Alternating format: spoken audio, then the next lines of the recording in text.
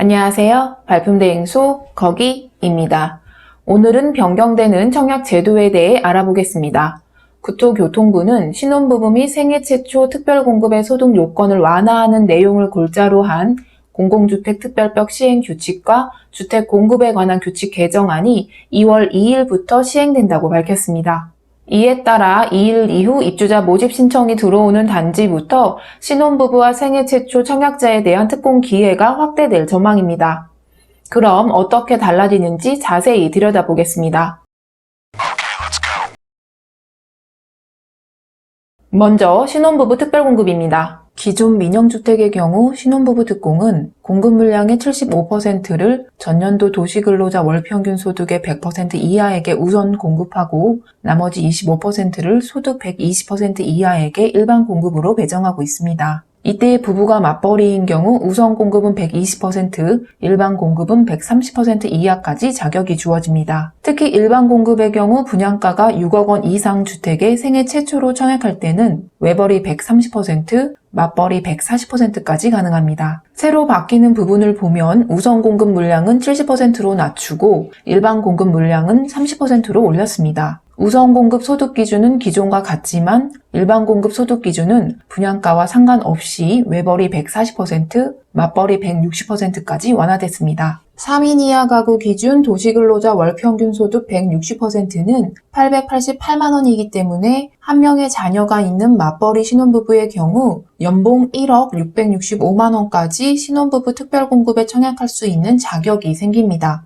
공공분양 소득 기준도 완화됩니다. 공공분양 주택도 신혼부부 특공을 우선 공급과 일반 공급으로 나눠 분양합니다. 기존에는 물량의 100%를 외벌이는 월평균 소득의 100%, 맞벌이는 120%까지 적용했었는데요. 2월부터는 같은 조건으로 우선 공급의 물량의 70%를 배정하고 나머지 30%를 일반 공급으로 해서 소득 요건을 외벌이 130%, 맞벌이 140%까지 완화해 적용합니다. 또 신혼희망타운도 분양가와 상관없이 소득 기준을 외벌이 130%, 맞벌이 140%까지 적용하게 됩니다. 이에 따라 공공분양 신혼특공과 신혼희망타운에 청약 가능한 소득이 맞벌이 3인 가구의 경우 월 778만 원까지 증가합니다. 생애 최초 특별공급 소득 요건도 완화됩니다. 기존 생애 최초 특공 소득 기준은 민영주택 130%, 공공분야 100% 이하였는데요. 앞으로 우선 공급과 일반 공급으로 물량을 배정합니다. 공급 세대수의 70%가 배정되는 우선 공급 소득 기준은 민영과 공공 모두 동일한 130%와 100% 이하가 유지됩니다. 반면 공급 세대수의 30%가 배정되는 일반 공급 소득 기준은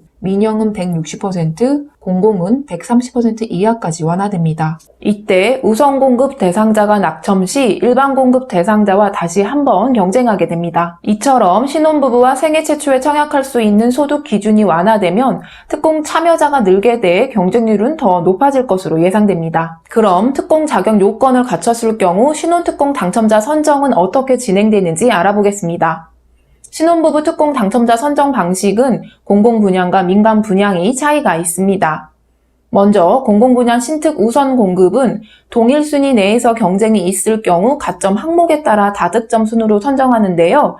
가점 항목은 크게 4가지로 이루어집니다. 첫 번째는 자녀 수입니다. 미성년 자녀가 1명이면 1점, 2명이면 2점, 3명 이상이면 3점입니다. 두 번째는 해당 주택건설지역 연속 거주기간입니다. 해당 지역 거주 1년 미만이면 1점, 1년 이상 3년 미만이면 2점, 3년 이상이면 3점입니다. 세 번째는 청약통장 납입 횟수입니다. 납입 인정 횟수가 6회 이상 12회 미만이면 1점, 12회 이상 24회 미만이면 2점, 24회 이상이면 3점입니다. 네 번째는 혼인기간입니다. 혼인기간이 5년 초과 7년 이하면 1점, 3년 초과 5년 이하면 2점, 3년 이하면 3점을 받습니다. 여기에 해당 세대의 월평균 소득이 전년도 도시근로자 가구당 월평균 소득의 80% 이하, 맞벌이는 100% 이하일 경우 1점이 추가됩니다. 위 4가지 항목은 3점 만점, 기타 소득 항목 보너스 1점으로 만점은 13점이 됩니다.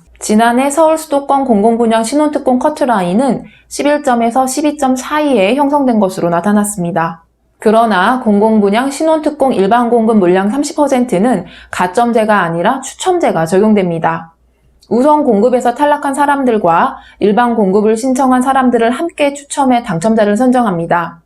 소득 요건이 높은 사람에게 공공분야 신청 기회를 제공하면서도 소득이 낮은 사람들의 기회를 박탈하지 않기 위한 장치라는 설명입니다. 이번에는 민간분양 신혼부부 특별공급 당첨자 선정 방식을 살펴보겠습니다. 민영주택은 공공분양과 달리 비교적 간단합니다. 동일 순위에서 경쟁이 있을 경우 지역 우선이 적용되고 이후 미성년 자녀가 많은 순으로 당첨자를 선정합니다. 여기까지 조건이 같을 경우는 추첨으로 뽑습니다. 결과적으로 공공분양은 혼인기간이 짧고 자녀 수가 많으며 해당 지역에 오래 거주할수록 당첨 확률이 높고 민간분양은 자녀가 많을수록 유리하다고 정리할 수 있습니다. 신혼부부 특공과 달리 생애 최초 특공은 각종 기준만 충족하면 동일 지역 내 경쟁이 있을 경우 추첨으로 당첨자를 선정합니다. 여기서 유의할 점은 특별공급과 일반공급 중복 청약은 가능하나 특별공급 간 중복 청약은 안 된다는 점입니다. 그럼 신혼부부 특공과 생애 최초 특공 요건을 모두 충족하는 경우 어떤 것을 선택하는 것이 유리할지 살펴보겠습니다. 앞서 말씀드린 당첨자 선정 방식을 감안해보면 먼저 민영주택에 청약한다면 2자녀 이상이면 신혼부부 특공을, 1자녀 이하면 생애 최초 특공을 노리는 것이 유리합니다. 민영주택 신혼특공은 자녀 수에 따른 경쟁이어서 1자녀 이하가 당첨될 확률이 낮습니다. 때문에 생초특공 추첨을 노리는 것이 낫다고 할 수 있습니다. 공공분양은 가점이 11점 이상이면 신혼부부 특공을, 10점 이하면 생애 최초 특공이 유리합니다. 신혼부부 당첨 가점이 11점 이상으로 집계되고 있는 만큼 본인 가점에 따라 전략을 잘 세워야 할 것으로 보입니다. 이상 새로 적용되는 신혼부부 및 생애 최초 소득기준 완화 정책을 알아봤습니다. 이와 관련해 특공 자격이 안 돼 일반 공급에 청약해야 하는 장기 무주택자들은 이번 특별공급 확대에 대해 곱지 않은 시선을 보내고 있습니다. 특별공급은 기준이 완화되고 물량도 느는 반면 일반 공급은 물량이 감소하고 당첨 커트라인은 올라가 경쟁이 더욱 치열해질 것으로 전망되기 때문에 역차별이 아니냐는 지적입니다. 아직까지 공급이 충분하지 않다는 지적이 나오는 가운데 한정된 물량을 배분하는 과정에서 계층 간 갈등은 발생할 수밖에 없습니다.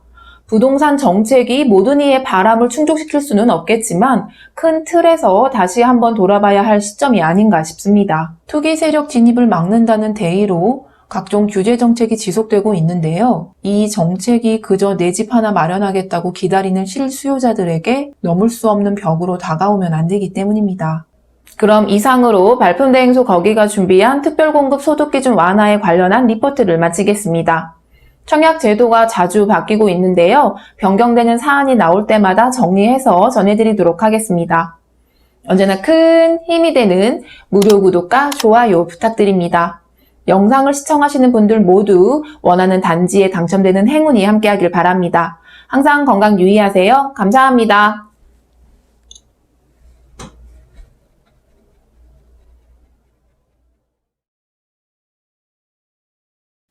발품대행소 거기